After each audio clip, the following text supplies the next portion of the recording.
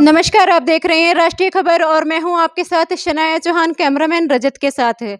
जीरकपुर नगर council ने अब तक क्या काम किया है, क्या नहीं किया, इन सवालों के जवाब आज मैं जीरकपुर प्रधान उदयवीर सिंह ढिल्लों से लूंगी। लेकिन उससे पहले मैं आपसे यहां पर ये बता दूं कि उदयवीर सिंह ढिल्लों ने जब ये पदभार संभाला था तो कांग्रेस से ही बगावती सुर सुनने को आए थे। सभी ने ये कहा था कि दीपिंदर ढिल्लों ने यहाँ पर धृतराष्ट्र की भूमिका निभाई है और जो डिजर्विंग कैंडिडेट है उनको प्रधान नहीं बनाया, उदयवीर सिंह ढिल्लों को प्रधान बनाया गया है। लेकिन अब सुनने में ये आ रहा है कि उदयवीर सिंह ढिल्लों एमएलए टिकट के लिए भी दावेदार आगे साबित हो सकते हैं। ये सूत्रों की जानकारी है। जीरकपुर नगर कौंसिल का जब से पदभार उदयवीर सिंह ढिल्लों ने संभाला है, अब तक उन्होंने क्या काम किया है, किस तरह से परिवर्तन लाए हैं, क्योंकि नगर कौंसिल इलेक्शंस में कांग्रेस के यही हमेशा यही रहा है स्लोगन कि हम परिवर्तन लाएंगे। तो जीरकपुर में परिवर्तन आया है या नहीं आया, ये बात हम करेंगे उदयवीर सिंह ढिल्लों के साथ। सर, बहुत बहुत स्वागत है आपका राष्ट्रीय खबर टीवी में। सर, जिस तरह से आपने यहाँ पर पदभार संभाला था तो काफ़ी लोगों के बगावती सुर नजर आए थे, सुनने को मिले थे, तो क्या वजह थी कि आपको प्रधान बनाया गया? कांग्रेस के ही दिग्गज पार्षदों ने भी सवाल उठाए थे। देखो, मेरे को तो नहीं लगता, ये तो आज मेरे पहली बार सुनने में आया भी कोई पार्षदों ने सवाल उठाया हो। लेकिन क्योंकि मैं तो पहले भी इलेक्शन लड़के और इसके लिए नहीं इस रेस में था और ना ही मैं इस चीज़ के लिए इच्छुक था। ये तो हमारे ही जो शहर के सारे पार्षदों के कैंडिडेट थे जो इलेक्शन लड़ रहे थे, उनकी ही ये एक मांग थी भी मेरे को इलेक्शन लड़ाई जाए। और उनकी मांग के ऊपर ही मैंने आखिरी दिन, जिस दिन कागज़ दाखिल होने थे, उस दिन मैंने टाइम समाप्त होने से तकरीबन सिर्फ आधा घंटा पहले जो मेरे कागज़ हैं मैंने वो दायर किए, क्योंकि मेरे पास इतना टाइम भी नहीं था कि मैं अपने कागज़ वगैरह पहले तैयार करूं, क्योंकि अगर होता तो मैं पहले जमा करवाता। सो ये तो एक मैं समझता हूँ भी बहुत एक लोगों की कई जो अपोजिशन होती है उनकी एक मनगढ़ंत कहानियाँ होती हैं। जब उनके पास कुछ कहने को ना हो तो ऐसी बातें बनती हैं। हमारे जो पार्षद हैं, मैं उन सब की मांग के ऊपर ही इलेक्शन लड़ा था और उन्होंने ही सर्वसम्मति से मुझे यहाँ पर बिठाया। मैं इसलिए उन सबका तहे दिल से बहुत आभारी भी हूँ और धन्यवादी हूँ। सवाल उठाया था, लेकिन सूत्रों से जो जानकारी मिली थी कि कांग्रेस के दिग्गज पार्षद हैं जिन्होंने ये कहा था कि हम डिजर्विंग थे। भले ही उन्होंने ये शांत शब्दों में कहा था, लेकिन कहीं ना कहीं ये मनमुटाव नजर तो आया था। देखो, अगर कोई ऐसी बात होती तो वो सामने आती, लेकिन हमारे पास कोई ऐसी बात नहीं आई। अगर होती तो देखो, मैं पहले भी इस चीज़ से कहता रहा हूँ और आगे भी अगर कोई ऐसी बात थी तो हमारे सामने ज़रूर आती। और मैं तो सभी जितने हमारे 31 कैंडिडेट थे, हमारे जितने वार्ड थे, उन सभी के कहने के ऊपर ही मैंने ये इलेक्शन लड़ने का फैसला किया। नहीं तो मैं तो इस इलेक्शन लड़ने के लिए हमारे पास हमारे जो वर्कर साहिबान हैं, वो सभी हमारे बहुत देर से काम कर रहे थे, वो लगे हुए थे। मैंने तो सबकी मांग के और उसके ऊपर ही मैंने ये फैसला जो है लोगों ने लिया, ये फैसला मेरा भी नहीं था। अच्छा, जिस तरह की आप लोग नगर कौंसिल की मीटिंग करते हो, सूत्रों से ये भी जानकारी मिल रही है कि कोई एक पार्षद हैं कांग्रेस के जो नाराज चल रहे हैं और वो मीटिंग में भी हाजिर नहीं होते, ज्यादातर मीटिंग्स में हाजिर नहीं हो रहे। कितनी सच्चाई है? देखो, हमारे जो पार्षद हैं, हमारे तकरीबन सारे पार्षद आ रहे हैं। जितनी हमारी मीटिंगें हो रही है, हमारे 23 पार्षद हैं, 23 में से 23 हमारे आते हैं। सिर्फ पिछली मीटिंग में जो हमारे अकाली दल के जो पार्षद हैं उनके 8 हैं, उनमें से 4 आए थे, 4 उनके नहीं आए। और हमारे जितने भी पार्षद हैं सभी हमारे हर एक मीटिंग में हाज़िर होते हैं, सभी की हाज़िरी और सभी एकजुट हैं। ऐसी कोई बात नहीं है। तो कोई वैसे कहने के लिए अगर किसी ने कोई बात बनानी हो तो हम किसी को रोक नहीं सकते, लेकिन इस बात में कोई सच्चाई नहीं है। सर, अकाली दल की आपने बात की है। अकाली दल तो जितनी भी मीटिंग में आते हैं वो आपके बनाए गए जो कानून होते हैं, एक तरह से जो भी आप पास करना चाहते हो उन पर सवाल उठाता है और ये कहता है कि नगर कौंसिल सिर्फ पैसा बनाने की मशीन बनकर रह गया है। देखो, बात ऐसी है भई, पिछले समय में 21 सालों में जो किसी ने कोई काम किया हो ना, तो सभी उनको वैसे लगते हैं। और हमें अभी तकरीबन साढ़े 6 महीने पूरे भी नहीं हुए अभी, जिसमें हमारा कार्यकाल संभाले हुए हमें 5 महीने कुछ दिन हुए हैं। तो उसमें हमने जो भी काम किए हैं वो शहर के सामने हैं। हमने सबसे पहले जो लोगों की और जो शहर की एक बेसिक दिक्कतें थी, उनको एड्रेस करना हमने सबसे पहले ज़रूरी समझा, जिसमें पानी की बात करें, ड्रेनेज की बात करें, सीवरेज की बात करें, पीने वाले पानी की बात करें, ये सब चीज़ें करके उसके बाद सड़कों की बात करें। बल्टाना हमारे शहर का एक बहुत बड़ा हिस्सा है। बल्टाना में कभी भी पीछे इतने सालों में ध्यान नहीं दिया गया। बरसातों में इतनी दिक्कत आती थी वहाँ के लोगों को। हमने तकरीबन 1.5 पौने 2 करोड़ रुपए की लागत के साथ वहाँ से, जो पंचकूले से इतना पानी आता था, उसकी बनी बड़ी ड्रेन पूरे बल्टाने में से लगाकर सुखना चौक तक हमने वो डाली। सबसे बड़ा मसला था बल्टाने का, इतने सालों में किसी ने ध्यान नहीं दिया। हमने 6 महीने में वो मुकम्मल कर दिया, मुकम्मल करके, और जब उसके बाद बरसात आई तो जहाँ जहाँ पर 5-5 फुट पानी आता था वहाँ पर एक बूंद भी पानी की नहीं रुकी। उसके बाद ढकौली में सुषमा स्क्वायर की बात करें, वहाँ पर तकरीबन 1 करोड़ की लागत से हमने बड़ी ड्रेन वहाँ पर डाली है, जिसमें बरसाती पानी की निकासी होनी है। उससे पहले हमने एमएस इनक्लेव के सामने बड़ी ड्रेन डाली, जो पानी पंचकूले से लाकर यहाँ पर छोड़ा जाता था और जिसमें जीरकपुर डूब जाता था। उस पर किसी ने ध्यान नहीं दिया, वो हमने मसला हल किया। उसके बाद हम पबात गांव की बात करें, वहाँ पर पूरे पानी गांव में जो पाइपें थी पीने के पानी की, ड्रेन की नहीं थी, वो पूरे गांव में हमने डालकर मुकम्मल करती। वहाँ पर अब टाइलों का जो काम है रिपेयर का, वो चल रहा है उसके ऊपर। उसके बाद हम बात करें पीने वाले पानी की, पीने वाले पानी हमने शहर में जहाँ जहाँ पर दिक्कतें थी वहाँ पर हम जीरकपुर की तरफ लगाएं, हम पवात की तरफ लगाएं, हम छत गांव में लगाएं, हम सनौली में लगाएं, हम हरमलाप नगर में लगाएं। उसके बाद हम मॉडर्न इनक्लेव पे पंचशील के पास लगाएं। उसके बाद हम जहाँ जहाँ पे ममता इनक्लेव में लगाएं। ये वो एरिया है जहाँ पर पीने के पानी की दिक्कत थी, लोगों को पीने की पानी की किल्लत थी। यहाँ पर हमने इतने समय में हमने नए ट्यूबवेल लगा दिए हैं ताकि पानी की दिक्कत दूर हो। उसके बाद सीवर की बात करें, सीवर हमने पीर मछल्ले एरिया में डीपीएस रोड है, उसके बाद ड्रीम होम वाली रोड है, उसके बाद वो इतने लंबे समय से वहाँ पर इतने लोगों का रहना है, वहाँ पर बसेरा है, और वहाँ पर सीवरेज नहीं इतने सालों में डाला गया। वो तकरीबन 2 करोड़ रुपए की लागत से हमने दोनों बड़ी लाइनें शुरू करवा दी, उसका काम चल रहा है। सो मेरा कहने का मतलब ये है भी, ये एक बातें जब अपोजिशन के पास कुछ कहने को ना हो, कुछ दिखाने का ना हो, तो फिर जो बेन बुनियादी बातें वो की जाती हैं। सो मेरा कहने का मतलब ये है भी, ये एक बातें जब अपोजिशन के पास कुछ कहने को ना हो, कुछ दिखाने का ना हो, तो फिर जो बेन बुनियादी बातें वो की जाती हैं। ये मैं वो बोल रहा हूँ जो एक बेसिक अमेनिटीज़ हैं, बुनियादी सहूलत। एक शहर में बुनियादी सहूलत होती है, पीने का पानी, सीवर, ड्रेनेज।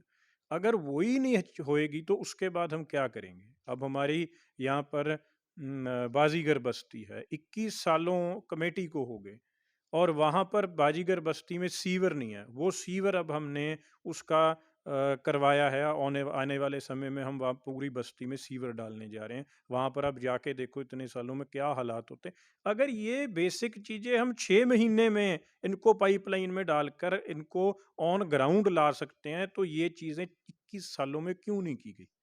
मैं ये सवाल पूछना चाहता हूँ। जो लोग बड़ी बड़ी बातें करते हैं यहाँ पर आकर भी, ऐसे नहीं, ऐसे है, ऐसे है, मैं उनसे पूछना चाहता हूँ, 21 सालों में चाट के कमेटी को खा गए, और एमएलए साहब अपने होटल बना रहे हैं, शामलाट ज़मीनों पर फ्लैट बना रहे हैं, और जहाँ पर अपना प्रोजेक्ट होता है वहाँ पर तो उसके ऊपर सुर्खी बिंदी लगा लेते हैं, और बाकी शहर का क्या होगा? ये बेसिक चीज़ें हैं जो मैं बोल रहा हूँ।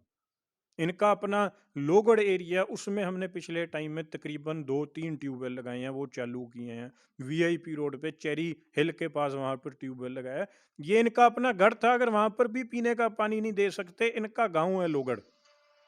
लोहगढ़ में बरसाती पानी है, जब बरसात आती है वहाँ पर डूबता है। सैनी भवन के पास से लेकर आगे तक जहाँ पर पानी की दिक्कत है, वहाँ पर अब हमने ड्रेन की पाइप डाली है। अगर हम 6 महीने में ये कुछ कर सकते हैं ताकि शहर को जो बड़ी मुश्किलें हैं उनसे निजात दिलवा सकें, तो फिर इन्होंने 21 सालों में क्यों नहीं किया? ये सवाल उनको पूछो। सर एनके शर्मा पर हमेशा इल्ज़ाम ये लगे हैं कि जिस तरह से उन्होंने बेतरतीब तरीके से ज़ीरकपुर बसा दिया। लेकिन यहाँ पर सवाल हमारा ये है कि सिर्फ़ एनके शर्मा ने ही तो पूरा ज़ीरकपुर नहीं बसाया, उसमें तो सभी शामिल थे। कुछ ऐसे भी बिल्डर्स हैं जो कांग्रेस से भी संबंध रखते हैं। तो सिर्फ़ एनके शर्मा पर ही अवैध निर्माणों का इल्ज़ाम क्यों लगता है? देखो, बात ये है भी बसाना बिल्डरों ने तो लाकर, वो खुद बिल्डर हैं, बिल्डरों ने लाकर तो यहाँ पर अपने प्लान देने हैं। सरकार और 21 सालों में से लगातार 10 से 15 साल सरकार अकाली दल की थी, बीजेपी की थी, और उस 21 साल में लगातार जो कमेटी है वो अकाली दल के पास रही है। कांग्रेस के पास तो अब पहली बार कमेटी आई है 6 महीने में, तो फिर उसका जिम्मेवार कौन है? जिम्मेवार सरकार जो तब की थी, जिन्होंने 2000 में जब शहर का निर्माण शुरू हुआ है, जब कमेटी बनी है, तब प्रधान कौन था? वो इस चीज का जिम्मेवार है। तभी लोग उस सवाल उसको उनको पूछते हैं और आज जवाब नहीं कोई आता। इतने सालों में 21 साल के बाद आज फिर वो यही कह रहे हैं भी मैं नहरी पानी दे दूंगा। 21 सालों में नहरी पानी कहाँ गया? मैं आपको सहूलत दे दूंगा। 21 सालों में क्या सहूलत दे दी? आज पूरे शहर में 21 सालों में कोई ऐसी जगह नहीं है जहां पर पूरे शहर के अगर कोई बड़ा किसी ने कोई दुख सुख का समागम करना हो, आज पूरे शहर में ऐसी जगह नहीं है। हमने पहली पिछली कमेटी के हाउस की मीटिंग में 3 एकड़ में एक बड़ा कम्युनिटी सेंटर पास करके भेजा ऊपर डायरेक्टर ऑफिस के लिए, अभी शहर को एक ऐसी चीज दे सके जहां पर कोई भी अगर कोई दुख सुख का समागम करना चाहे वहां पर कर सकता है। सर ये तो अवैध निर्माणों की चलो बात हो गई, लेकिन जिस तरह से अभी डेंगू बीमारी फैल रही है, उस पर भी सवाल खड़े किए जा रहे हैं क्योंकि मैंने खुद देखा है बल्टाना में जाके कूड़े के ढेर लगे पड़े हैं, नालियाँ भरी पड़ी हैं, तो अवैध निर्माण को शायद ठीक करने में कुछ समय लगे। लेकिन ये तो छोटी-छोटी चीज़ें हैं, ये 6.5 महीने में अभी तक क्यों नहीं पूरी हुई हैं? ऐसे ही ढकोली का जो डंपिंग ग्राउंड है, उसमें नाले में लगातार कूड़ा फेंका जा रहा है, जहाँ से मच्छर पैदा हो रहे हैं, इसीलिए ढकोली में सबसे ज़्यादा केस देखने को मिल रहे हैं। देखो, बात ये है भाई, इस चीज के ऊपर हम काम कर रहे हैं। हमारे पास मैं आपको बताना चाहता हूँ, प्रभात में जब जाते हैं वहां पर ये जो है ये डंपिंग ग्राउंड नहीं, ये कलेक्शन सेंटर होते हैं। जो डकौली में आपने जिक्र किया, जो बल्टाने में आपने जिक्र किया, ये कलेक्शन सेंटर होते हैं, क्योंकि जो घरों से पूरा कूड़ा करकट इकट्ठा करते हैं वो कमेटी का नहीं, वो प्राइवेट लोग हैं जो डोर टू डोर जगह कलेक्ट करते हैं। वो कलेक्शन पॉइंट तक लेकर आते हैं, कलेक्शन पॉइंट से आगे डंपिंग ग्राउंड तक ले जाना वो कमेटी का जो होता है, वो कमेटी के अंडर होता है, जो वो वहां से लेकर जाते हैं। हमने इसकी शुरुआत की है प्रभात में। पिछले 10 सालों से, 11 सालों से पूरे गांव की एक डिमांड थी भी सिर्फ गांव की एंट्रेंस पे एक बड़ा वहां पर कलेक्शन सेंटर बनाया गया था, जिस पे उप वजह से पूरे गांव में बहुत बुरा हाल था। हमने सबसे पहले वो वहां से उठकवा दिया, उसमें चार दीवारी करके उसमें पार्क जो है वो पार्क बन गया है। उसका अब जो हम उसको ऑफिशियली जो है लोगों के हवाले करेंगे। 5 साल में हर एक चीज करके वचनबद्ध उनको देंगे। अगर हम 6 महीने में इतनी शुरुआत कर सकते हैं तो हम 5 साल में, मेरे को पूरी उम्मीद है भी हम जो सब मसले हैं उनको हल करके उनके जरूर। नगर कौंसिल की तरफ से डेंगू के लिए अभी तक कितनी फॉगिंग हो चुकी है? क्योंकि बल्टाना में कुछ लोगों ने प्राइवेट फॉगिंग भी कराई है, तो कहीं कमी रह गई है? देखो, हमारे पास पहले जो फॉगिंग मशीन्स थी उनकी कुछ कमी थी। हमने उनका मता डाल के भेजा था, हमारे को उसकी जैसे ही परवानगी होके ऊपर से आई, हमने साथ के साथ 7 से 8 नई जो छोटी फॉगिंग मशीन्स है वो हमने परचेज करी। और लगातार हमारी जो फॉगिंग है वो पहले डेली सुबह शाम दोनों टाइम होती थी, और हमारा पूरा पूरा वार्ड कवर किया जाता है। और अब तकरीबन हर दूसरे दिन से तीसरे दिन हमारा हर एक वार्ड जो है वो फॉगिंग हो रही है और हर एक जगह जा रही है।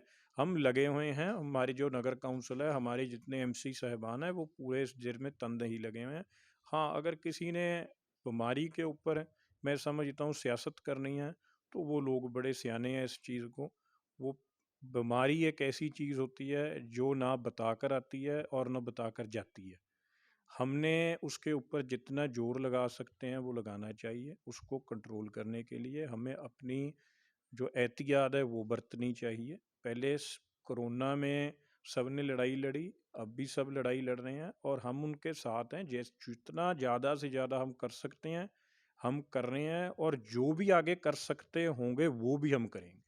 सर, आखिरी सवाल आपसे, सूत्रों से जानकारी मिल रही है कि नाराज पार्षद को मनाने के लिए दीपिंदर ढिल्लों उनको प्रधान की उपाधि दे सकते हैं और आपके लिए एमएलए टिकट की दावेदारी कर सकते हैं, कितनी सच्चाई है? ये तो मैंने आपसे ही सुना है भी, कोई ऐसा सर, पार्षद। ये सूत्रों की जानकारी है, इसलिए मैंने पहले यही कहा कि सूत्रों से मिली जानकारी है। ये सूत्र हमें भी पता लगे, ये सूत्र कहाँ पर है, ताकि सूत्र निकल पत्रकारों जाए। के सूत्र नहीं कोई पूछ सकता, सॉरी, पर मेरा सवाल अभी आपसे वही है कि सूत्र अगर जानकारी दे रहे तो कुछ तो सच्चाई होगी। देखो बात ऐसी है, अभी मेरे को, मैंने पहले भी किया है भी, ऐसा कोई पार्षद हमें नहीं लगता, क्योंकि हमारा परिवार है सारे जितने भी हैं, सिर्फ 23 नहीं, जितने 31 के 31 यहाँ पर हैं, और हमारे तीनों कमेटियों में जितने भी है 60 के 60 हमारे जो इलेक्शन लड़े हैं, हमारे एमसी है, वो हमारा एक परिवार है। परिवार में अगर किसी की नाराज़गी हो तो वो पता लग जाती है, और परिवार में जब परिवार बड़ा होता है उसमें कई बार नाराज़गियाँ होती भी हैं, ठीक भी हो जाती हैं, लेकिन जीरकपुर में मेरे को कोई ऐसा अभी तक नहीं लग रहा भी किसी की ऐसी नाराज़गी हो, क्योंकि हमारा एक परिवार है। तकरीबन हर रोज़ मैं सभी से इन टच भी हूँ, सभी यहाँ आते भी हैं, क्योंकि ये सभी पार्षदों का दफ्तर है, ये सिर्फ मेरा अकेले का ऑफिस नहीं है, ये जो नगर काउंसिल का दफ्तर है, ये जो प्रधान का दफ्तर है, ये सभी पार्षदों का दफ्तर है। यहाँ से सभी काम करते हैं और अपने आप करते हैं। मेरे को ये बड़ी खुशी की बात है भी, सभी एक परिवार की तरह और आगे भी एक परिवार की तरह हम ऐसे ही रहेंगे, और ऐसे ही शहर का जो काम है वो करते रहेंगे। सर, एक और सवाल मेरा आपसे ये है कि एक फोटो आपकी वायरल हुई थी एनके शर्मा के साथ कुछ महीनों पहले की वो फोटो है, उसकी सच्चाई क्या है? हम्म, डिनर फोटो थी वो। वो वो तो आपके पत्रकार भाईचारा, आपके जो पत्रकार भाईचारे हैं, उनका ही एक फंक्शन था। उनका एक जन्मदिन का उन्होंने फंक्शन रखा था, जहाँ पर मैं गया। वहाँ पर एनके शर्मा जी भी ज़रूर वहाँ पर पहुँचे। जब वो आए हैं तब मैं वहाँ से जा रहा था। सो ऐसे कई सोशल फंक्शन होते हैं, ब्याह शादियाँ होती हैं, भोग होते हैं, जहाँ पर हम जाते हैं, और वहाँ पर लोग हर एक, जहाँ पर जिनका जो प्यार है, बेशक वो किसी भी पार्टी से हो, अगले बुलाते हैं। अगर ऐसे फंक्शन में किन्होंने किसी को बुला लिया और हम वहाँ चले गए, वो तो फिर मैं समझता हूँ भी, ये तो सोचने वाले की और देखने वाले की निगाह के ऊपर है भी, उन्होंने क्या देखना है और क्या सोचना है। तो आपने अभी उदयवीर सिंह ढिल्लों को सुना, जिन्होंने कहा है कि 6.5 महीने में उन्होंने बहुत अच्छी शुरुआत कर दी है और अभी उनके पास में 4.5 साल लगभग हैं, जिसमें वो जीरकपुर में परिवर्तन ले आएंगे। और एमएलए टिकट की जहां तक दावेदारी की बात है तो उन्होंने कहा ऐसा कुछ नहीं है, फिलहाल ऐसा कुछ नहीं है, और जितने भी पार्षद हैं सब एक साथ काम कर रहे हैं। जिस तरह से उन्होंने शुरुआत की है और बीमारी पर जिस तरह से जवाब दिया है उदयवीर सिंह ढिल्लों ने कि सियासत की जा रही है डेंगू बीमारी पर भी, सियासत को दूर रखें डेंगू बीमारी से, और लगातार फॉगिंग कराई जा रही है, लगातार मशीनें भी मंगाई जा रही हैं। बने रहिए राष्ट्रीय खबर टीवी के साथ, मैं शनाया चौहान, कैमरामैन रजत के साथ। ताज़ा खबरों से जुड़े रहने के लिए सब्सक्राइब करें राष्ट्रीय खबर टीवी और बेल आइकन दबाना ना भूलें।